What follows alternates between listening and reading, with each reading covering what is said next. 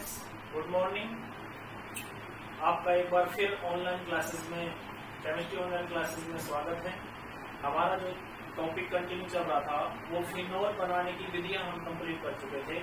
अब हम फिनोल के भौतिक गुणों की बात करेंगे। तो आज का वीडियो हमारा स्टार्ट होगा फिनोल के भौतिक गुण। फिनोल के भौतिक गुण। फिनोल के भौतिक गुणों के बारे में बात करते हैं। सबसे पहले बात करते हैं इसके रंग की। तो फिनोल रंगहीन क्रिस्टलीय ठोस पदार्थ होता है। फिनोल क्या होता है? एक रंगहीन क्रिस्टलीय ठोस पदार्थ होता है और वायु के संपर्क में आने पर, ये एक बहुत मजेदार पॉइंट बता रहा हूं मैं आपको, वायु के संपर्क में आने पर ये गुलाबी रंग का हो जाता है। वायु के संपर्क में आने पर किस रंग का हो जाता है?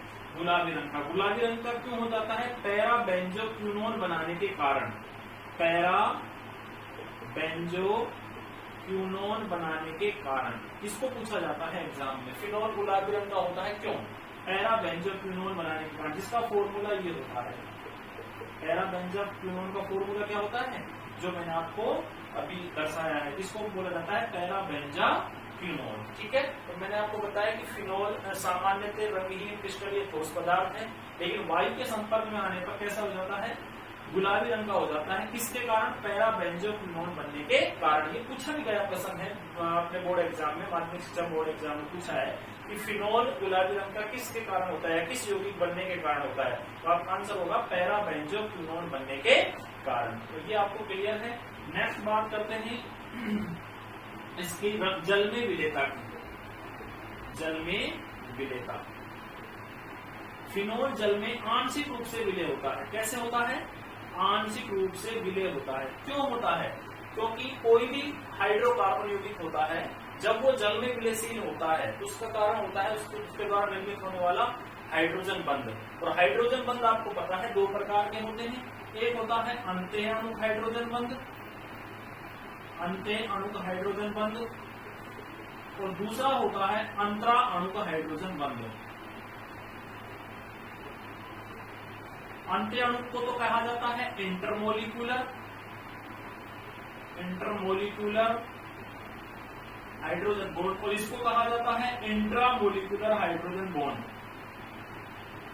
Intramolecular hydrogen bond. क्लियर? तो कोई भी हाइड्रोकार्बन यौगिक जब जल में विलेयशील होता है तो उसके द्वारा दो बंध निर्मित किए जाते हैं। पहला बंध होता है अंत्य अणुक हाइड्रोजन बंध, दूसरा होता है अंतरा अणुक हाइड्रोजन बंध। तो अंत्य अणुक हाइड्रोजन बंध क्या होता है? ये आप 11th में अच्छे से पढ़ चुके हो 11th क्लास में, कि एक ही यौगिक में उपस्थित विद्युत धनी और विद्युत ऋणी परमाणु के बीच बनने वाली आंशिक बंधन स्थिति क्या कहलाती है? अंत्य अणुक हाइड्रोजन बंध कहलाती है। और दो अलग अलग यौगिकों के विद्युत धनी और विद्युत ऋणी परमाणु के बीच बनने वाली आंशिक बंधन स्थिति क्या कहलाती है? अंतरा अणुक हाइड्रोजन बंध कहलाती है। तो देखते हैं फिनोल जल में आंशिक रूप से क्यों विलय होता है। क्योंकि वैसे तो ये फिनोल जल के अणु के साथ अंतरा अणुक हाइड्रोजन बंध निर्मित करता है, लेकिन आंशिक रूप से विलयशील होता है। उसका कारण मैं आपको बताऊंगा, पहले ध्यान देना।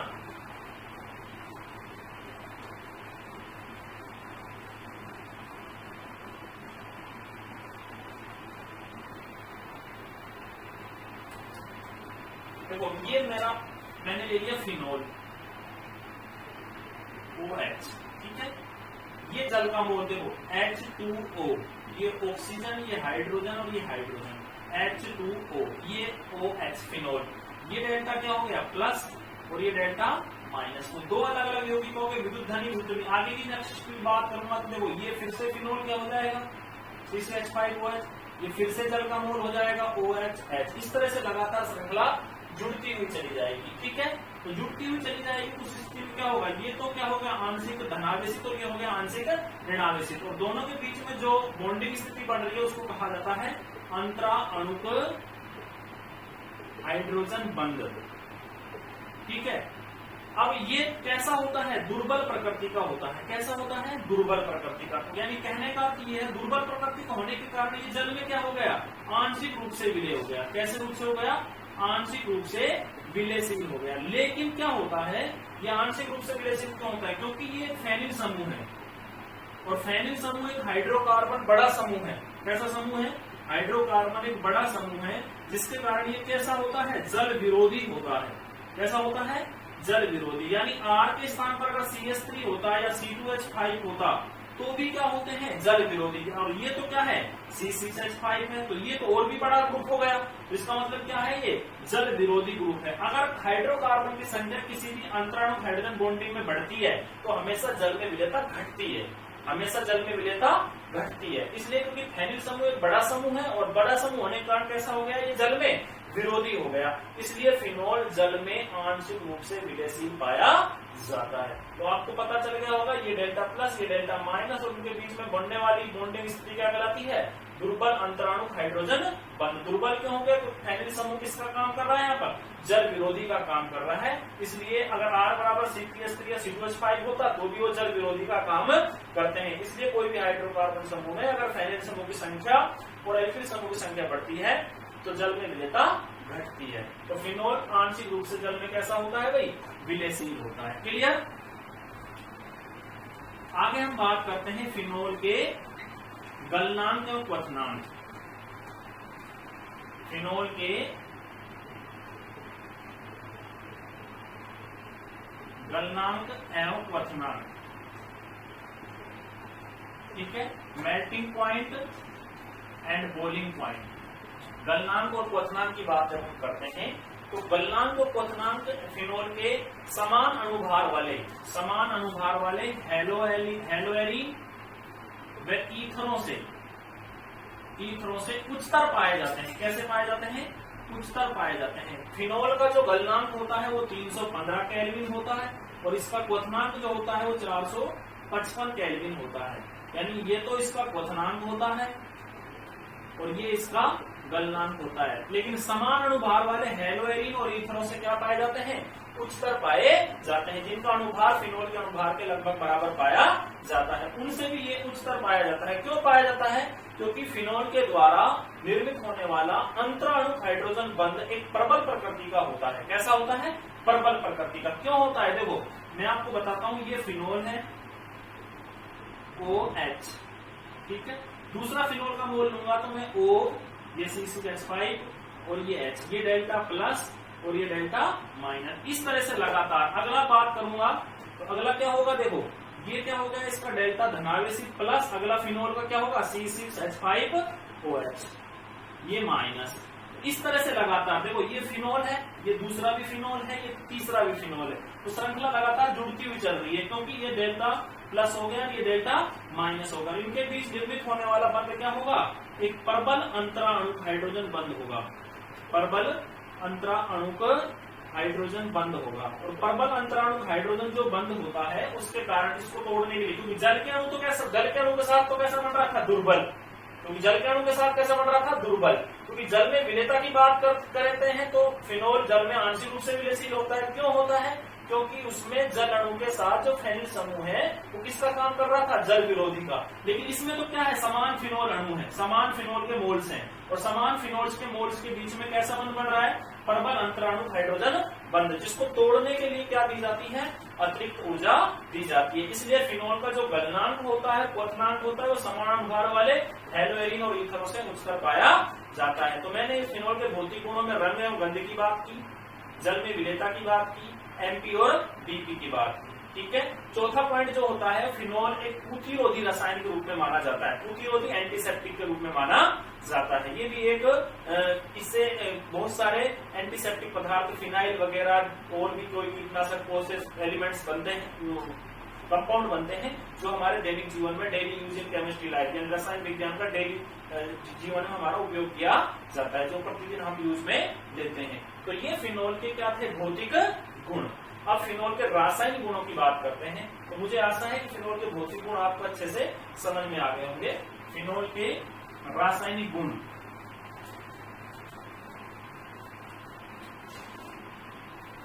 तो फिर डालते हैं फिनोल के रासायनिक गुण। क्लियर। फिनोल में रासायनिक गुण में फिनोल 3 प्रकार की रासायनिक अभिक्रियाएं करता है। पहली जो पढ़ते हैं वो फिनोलिक बॉन्ड OH समूह के कारण, फिनोलिक बॉन्ड OH समूह के कारण। ये फिनोलिक OH बॉन्ड समूह के कारण कौन सी रासायनिक अभिक्रियाएं होती हैं, फिनोल इस रासायनिक अभिक्रिया के कारण अम्लीय प्रकृति प्रदर्शित करता है। कैसी प्रकृति प्रदर्शित करता है?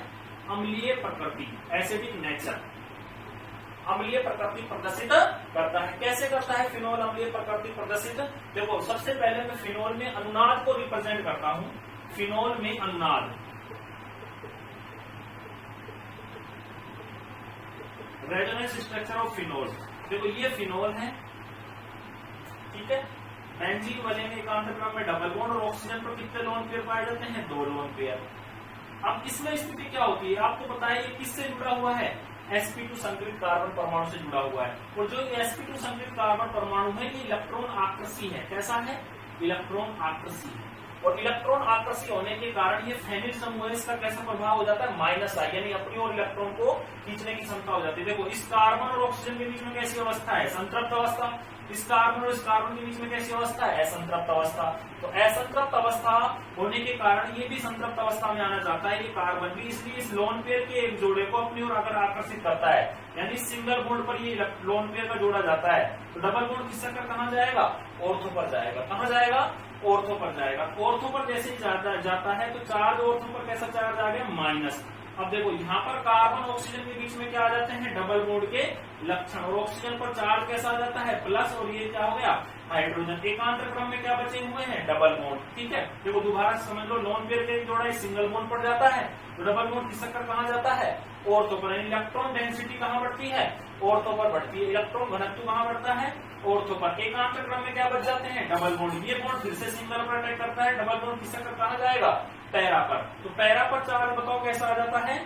माइनस। और एकांत क्रम में यहाँ पर क्या बढ़ गए? Double bond. जैसे यहाँ पर देखो सिंगल बॉन्ड पर डबल बॉन्ड आया था, ऐसे ही इस सिंगल बॉन्ड पर क्या आ गया? डबल बॉन्ड आ गया। शेष जो बचा हुआ मैंने झोंका जो रख दिया। अब देखो यहाँ पर कार्बन ऑक्सीजन के बीच में डबल बॉन्ड के लक्षण, और ऑक्सीजन पर चार्ज कैसा है? प्लस। और लोन पेयर की संख्या कितनी है? 1। ये फिर से किस पर अटैक करेगा? इस वाले सिंगल बॉन्ड पर। और डबल बॉन्ड किस पर कहां जाएगा? पैरा पर।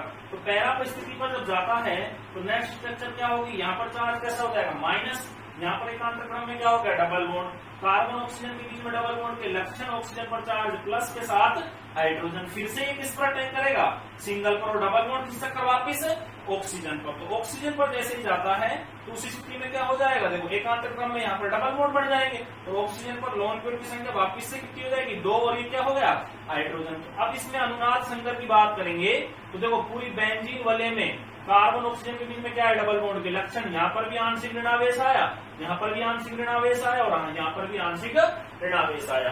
तो उस स्थिति में क्या होता है? इलेक्ट्रॉन डेंसिटी कहां बढ़ती है? ऑर्थो पर, पैरा पर और ऑर्थो पर। यानी कहने का अर्थ ये है कि कार्बन ऑक्सीजन के बीच में क्या आ गए? डबल बॉन्ड के लक्षण। तो इसका मतलब ऑक्सीजन परमाणु नहीं हटता है। हटेगा तो कौन हटेगा? केवल हाइड्रोजन। कौन हटेगा? हाइड्रोजन। और जब H+ का त्याग करेगा तो प्रकृति कैसी हो जाएगी? अम्लीय। कैसी हो जाएगी? अम्लीय। अकॉर्डिंग टू आरएनएस और ब्रोस्टेंट लोरी की धारणा के अनुसार। आरएनएस ने क्या कहा था? जो यौगिक H+ आयन का त्याग करते हैं अम्ल कहलाते हैं। ब्रोस्टेंट लोरी ने क्या कहा था? जो H+ त्याग करते हैं अम्ल कहलाते हैं, जो ग्रहण करते हैं वो क्षार कहलाते हैं। तो वो स्थिति यहाँ पर है, क्योंकि हाइड्रोजन इसमें फिनोल में कार्बन ऑक्सीजन के बीच में क्या आ गया? डबल बॉन्ड के लक्षण। और हाइड्रोजन परमाणु का क्या हो गया? प्रतिस्थापन। और हाइड्रोजन परमाणु का प्रतिस्थापन होने के कारण फिनोल की प्रकृति कैसी मानी जाती है? अम्लीय मानी जाती है। इस फिनोलिक OH समूह के कारण ही, फिनोलिक OH समूह के कारण रासायनिक अभिक्रियाएं पढ़ते हैं तो फिनोल सोडियम पोटेशियम व क्षार एन्योस से अभिक्रिया करता है। फिनोल सोडियम पोटेशियम और क्षार एन्योस से अभिक्रिया करके सोडियम फिनोक्साइड आयन या पोटेशियम फिनोक्साइड आयन का निर्माण करता है। सोडियम फिनोक्साइड आयन भी आप जानते हो और पोटेशियम फिनोक्साइड आयन भी आप अच्छे से जान जाओगे। तो ये मुझे उम्मीद है कि फिनोल का अनुनाद आपको अच्छे से समझ में आ गया होगा। क्लियर? क्योंकि कार्बन ऑक्सीजन के बीच में डबल बॉन्ड है, sp2 इलेक्ट्रॉन आकर्षी समूह है, कार्बन पेयर के इलेक्ट्रॉन को अपनी ओर आकर्षित करेगा, इलेक्ट्रॉन डेंसिटी ऑर्थो पैरा स्थिति पर लगातार बढ़ती हुई चली जाएगी। तो कार्बन ऑक्सीजन के बीच में डबल बॉन्ड के इलेक्ट्रॉन होने के कारण ऑक्सीजन का प्रतिस्थापन होता नहीं, केवल किसका होता है? हाइड्रोजन का होता है। इसलिए प्रकृति कैसी मानी जाती है? अम्लीय मानी जाती है। अब देखते हैं इसमें रासायनिक अभिक्रियाएं कौन कौन सी होती हैं।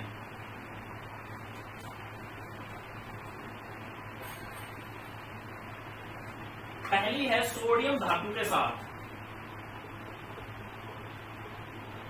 सोडियम धातु के साथ। ये फिनोलिक OH समूह की रासायनिक अभिक्रियाएं पढ़ रहे हैं हम। तो उसमें पार्ट्स ए क्या होगा, सोडियम धातु के साथ। और सोडियम धातु के साथ क्या होता है, ये फिनोल है, इस फिनोल की क्रिया सोडियम धातु के साथ कराई जाए, तो सोडियम धातु के साथ कराई जाए तो सोडियम फिनोक्साइड आयन का निर्माण होगा, क्योंकि ऑक्सीजन तो हटेगा नहीं, क्योंकि अभी आपने रेजोनेंस पढ़ा है, कार्बन ऑक्सीजन के बीच में क्या आ रहा है, डबल बॉन्ड के लक्षण, इसलिए क्या बनेगा ONA, और प्लस में कौन सी गैस बाहर निकलेगी, H2, इसलिए 2 मोल लेते हैं। और इसके कितने मोल लेते हैं, 2, तो देखो 2 तो क्या हो गए सोडियम, 2 क्या हो गए ऑक्सीजन, और हाइड्रोजन कितने हो गए 1, और 2 लगने से 2 हो गए, तो H2 गैस क्या हो गई बाहर। क्लियर, इसका नाम क्या है आप जानते हो, सोडियम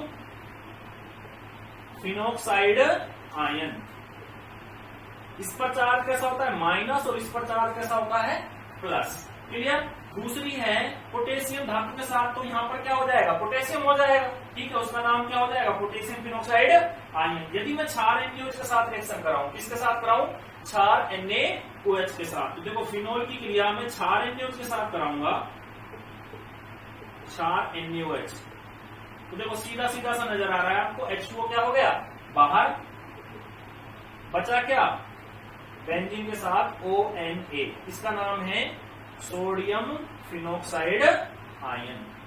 तो बताओ किसका प्रतिस्थापन हो रहा है, केवल हाइड्रोजन का, और हाइड्रोजन का प्रतिस्थापन होने के कारण फिनोल की कैसी अभिक्रियाएं हैं, अम्लीय प्रकृति को प्रदर्शित करने वाली अभिक्रियाएं, यानी फिनोलिक OH समूह के कारण रासायनिक अभिक्रियाएं। आगे बात करते हैं, ये आपको अच्छे से क्लियर हो गई होगी दोनों रिएक्शन। तीसरी रिएक्शन है, बहुत इंपॉर्टेंट है, एग्जाम में पूछी भी जाती है, ये फिनोल है, ठीक है, फिनोल की क्रिया ग्रिग्नार्ड अभिकर्मक के साथ कराते हैं CH3MgBr, phenyl magnesium bromide Gr reagent के साथ। तो प्रोडक्ट क्या बनेगा, देखो हाइड्रोजन हटेगा तो CH4 बन गया, हाइड्रोजन हटा तो क्या बचा CH4, यानी कि मैथेन का निर्माण होता है, किसका निर्माण होता है मैथेन का। बचा क्या बेंजीन के साथ OMgBr, ये एक मध्यवर्ती यौगोत्पाद बनता है, जो आपने फिनोल बनाने की विधि में पढ़ा था कि जब एरोमेटिक ग्रिग्नार्ड अभिकर्मक क्रिया ऑक्सीजन अणु के साथ कराते हैं तो मध्यवर्ती यौगोत्पाद बनता है, जिसका जलापटन आपने किया था तो फिनोल का निर्माण हुआ था। ये रिएक्शन मैं आपको फिनोल बनाने की विधियों में करा चुका हूं, जिसमें ये इंटरमीडिएट बना था कंप्लीट रूप से। तो प्रोडक्ट क्या बना है मैथेन बनता है। तो आपको अच्छे से क्लियर हो गई होगी तीनों रिएक्शन, सोडियम धातु के साथ, पोटेशियम धातु के साथ, क्षार NaOH के साथ और ग्रिग्नार्ड अभिकर्मक के साथ। ये चारों रासायनिक अभिक्रिया क्या दर्शाती हैं, फिनोल की अम्लीय प्रकृति को प्रदर्शित करती हैं। क्लियर, आगे चलते हैं। इसमें एक प्रश्न ये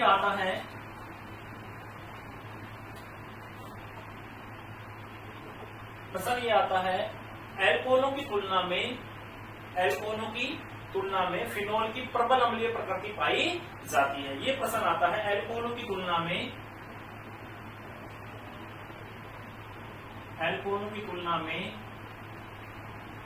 फिनोल की प्रबल अम्लीय प्रकृति पाई जाती है। ये प्रश्न आता है बोर्ड एग्जाम में, तो आपका आंसर क्या दोगे, देखो ये अल्कोहल है और ये फिनोल है, ठीक है, यहां से H+ आयन का प्रतिस्थापन हो जाए तो क्या बचेगा, RO ऑक्सीजन पर नॉन पेयर की संख्या 3 और चार्ज माइनस, एल्कोक्साइड आयन, और यहां से H+ आयन का प्रतिस्थापन हो जाए तो क्या बचेगा, बेंजीन के साथ ONA चार्ज माइनस, इसको बोलेंगे फिनोक्साइड आयन, क्या बोलेंगे फिनोक्साइड आयन।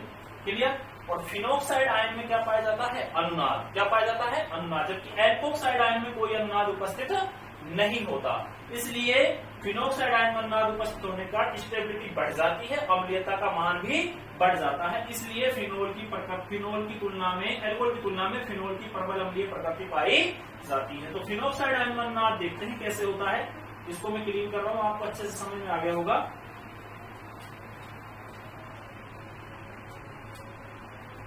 ये फिनोल है, फिनोल से हाइड्रोजन परमाणु का क्या हो गया प्रतिस्थापन, ऑक्सीजन पर लोन पेयर की संख्या 2 और यहाँ पर ऑक्सीजन पर लोन पेयर की संख्या कितनी हो जाएगी 3 और चार्ज कैसा हो जाएगा माइनस, जिसको क्या कहा फिनोक्साइड आयन।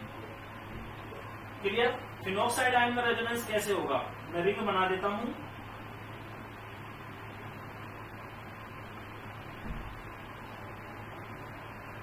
ऑक्सीजन पर नॉन पेयरों की संख्या कितनी, 3 और चार्ज माइनस एकांतर क्रम में डबल बॉन्ड। देखो ये sp2 संकलित कार्बन है और sp2 संकलित कार्बन कैसा हो गया, इलेक्ट्रॉन आकर्षी, और इसके कारण प्रभाव कैसा हो गया, माइनस आई। तो यहां से एक लोन पेयर का जोड़ा इस सिंगल बॉन्ड पर अटैक करेगा, वही फिनोल वाला रेजोनेंस हो गया। डबल बॉन्ड खिसककर कहां जाएगा, ऑर्थो पर। इलेक्ट्रॉन डेंसिटी कहां बढ़ी, ऑर्थो पर। और कार्बन ऑक्सीजन के बीच में क्या आ गए, डबल बॉन्ड के लक्षण। लेकिन ऑक्सीजन पर लोन पेयर की संख्या कितनी रहेगी, 2, और कार्बन ऑक्सीजन हमेशा बॉन्ड में संतुलित रहता है डबल बॉन्ड में। अणु की बात करूं जब मैं अणु की बात करूं तो ऑक्सीजन के बीच में डबल बॉन्ड है, तो इन पर भी लोन पेयर कितने होंगे, 2, इसलिए इस पर कोई आवेश नहीं आता है, ध्यान रखना, बहुत इंपॉर्टेंट बात है। अगर रेजोनेंस स्ट्रक्चर बनाते हो फिनोक्साइड आयन की तो इस ऑक्सीजन पर कोई आवेश उपस्थित नहीं होगा। शेष क्या बचेगा, एकांतर क्रम में डबल बॉन्ड। फिर से ये किस पर अटैक करेगा, सिंगल बॉन्ड पर। डबल बॉन्ड खिसककर कहां जाएगा, पैरा पर, और पैरा पर चार्ज कैसा आ गया, माइनस। एकांतर क्रम में यहाँ पर भी क्या बढ़ गए, डबल बॉन्ड। कार्बन ऑक्सीजन के बीच में डबल बॉन्ड के लक्षण और लोन पेयर की संख्या कितनी हो गई, 2। फिर से किस पर अटैक करेगा, सिंगल पर, और डबल बॉन्ड खिसककर कहां जाएगा, ऑर्थो पर। ऑर्थो पर चार्ज कैसा आ गया, वापिस से माइनस। एकांतर क्रम में क्या बढ़ गए, डबल बॉन्ड। कार्बन ऑक्सीजन के बीच में डबल बॉन्ड के लक्षण, क्लियर। अब फिर से किस पर अटैक करेगा, सिंगल बॉन्ड पर, और डबल बॉन्ड खिसककर वापिस ऑक्सीजन पर। एकांतर क्रम में क्या बन गए, डबल बॉन्ड। और ऑक्सीजन पर लोन पेयरों की संख्या 3 और चार्ज माइनस, क्लियर। तो इसमें क्या बना, रेजोनेंस। एक से अधिक संरचनाएं बनी। संरचनाओं जब किसी यौगिक के सभी गुणों की व्याख्या, उसके रंग हो, उसके गुणधर्म हो, उसके भौतिक गुण हो, ठीक है, या उसके बंध ऊर्जा हो, बंध सामर्थ्य हो, बंध लंबाई हो, सभी गुणों की व्याख्या एक संरचना से नहीं की जाती, तो एक से अधिक संरचनाएं दी जाती हैं। इन संरचनाओं को अनुनादी संरचनाएं कहा जाता है। इस घटना को क्या कहा जाता है, अनुनाद कहा जाता है, क्लियर। और पूरी बेंजीन वाले में अनुनाद संकर बनाएंगे तो पूरी बेंजीन वाले में कौन घुमा है, माइनस। ऑक्सीजन के बीच में डबल बॉन्ड के लक्षण, यहाँ पर भी डेल्टा माइनस, और यहाँ पर भी डेल्टा माइनस, और यहाँ पर भी डेल्टा माइनस। इसको क्या बोलेंगे, फिनोक्साइड आयन। तो एल्कोहलों में तो क्या बना, एल्कोक्साइड आयन, जिसमें कोई अनुनाद उपस्थित नहीं था। जबकि फिनोल से H+ आयन निकलने के बाद क्या बना, फिनोक्साइड आयन, जो अनुनाद स्थायित्व को प्राप्त कर लेता है। इसलिए एल्कोहलों की तुलना में फिनोल की प्रबल अम्लीय प्रकृति पाई जाती है। तो स्टूडेंट्स, प्यारे स्टूडेंट्स हो, आपको मेरे द्वारा आज फिनोल के भौतिक गुण और फिनोल की अम्लीय प्रकृति की रासायनिक अभिक्रियाएं, फिनोल में अनुनाद और फिनोक्साइड आयन का अनुनाद अच्छे से क्लियर हो गया होगा। इसलिए आज की वीडियो को या आज के लेक्चर को यहीं समाप्त करते हैं। आपका बहुत बहुत धन्यवाद। जय हिंद साथियों।